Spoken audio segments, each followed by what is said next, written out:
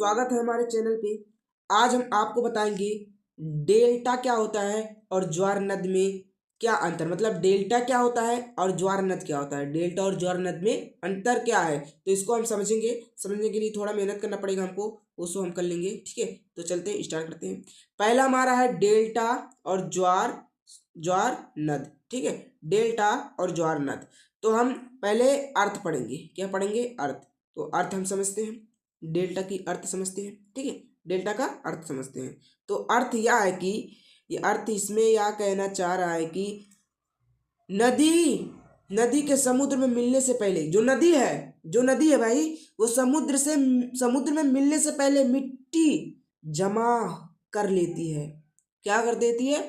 मिट्टी जमा होकर बनने वाला त्रिकोण भूभाग बना देती है। मतलब जो नदी होती है वो जब समुद्र में मिलने जाती है ना, तो उससे मिलने से पहले एक जगह मिट्टी, ढेर सारी मिट्टी इकट्ठा कर लेती है और उसका त्रिकोणाकार जो है, क्या भाई, त्रिकोणाकार भूभाग बना लेता है। क्या? त्रिकोणाकार भूभाग, यहाँ लिखा नीचे, त्रिकोणाकार भूभाग बना लेता है। ठीक है, यानी एक एक तरीके से एक जमीन बना लेता है त्रिकोणाकार में, एक नहर बना लेता है त्रिकोणाकार में, कुछ भी भूभाग बस बना लेता है त्रिकोणाकार में। अब आगे आता है ज्वार नद। ठीक है, ज्वार नद, नदी का वह निचला हिस्सा जो समुद्र के ज्वार भाटा से प्रभावित होता है। क्या? नदी का वह निचला हिस्सा जो ज्वार भाटा से प्रभावित होता है। मतलब कई जगह नदी देखा होगा, उसके नीचे जो ज्वार भाटा पैदा होता है, जो ज्वार भाटा उत्पन्न होता है, वही ज्वार नद होता है। उसी को क्या कहते हैं? ज्वार नद। ठीक है, अब देखो, अब समझ लो क्या होता है ज्वार भाटा। क्या होता है? जो समुद्र वगैरह आते हैं, मतलब समुद्र वगैरह में जब लहरें आती हैं, उसी को ज्वार भाटा कहते हैं। जब ऊंचे ऊंचे लहरें उठते हैं, बहते हैं, उसको हम क्या कहते हैं? ज्वार भाटा नाम दिया है हमने।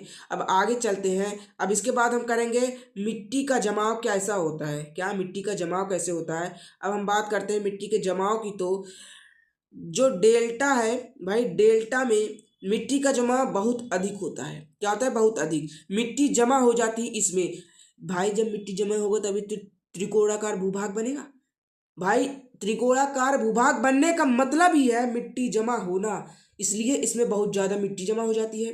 और मैंने आपको इसमें बताया था, इसमें ज्वार नद में आपको बताया था, मैंने क्या बताया था, याद है आपको? मैंने ज्वार नद में बताया था कि जो लहरें आती हैं उसी को हम ज्वार भाटा कहते हैं। इसमें देखो ज्वार भाटा इसमें लिखा है, ज्वार भाटा लिखा है, देखो उसमें लकीर कह दिया मैंने। ठीक है, जो लहरें आती है उसी को हम ज्वार भाटा कहते हैं। तो भाई जब लहर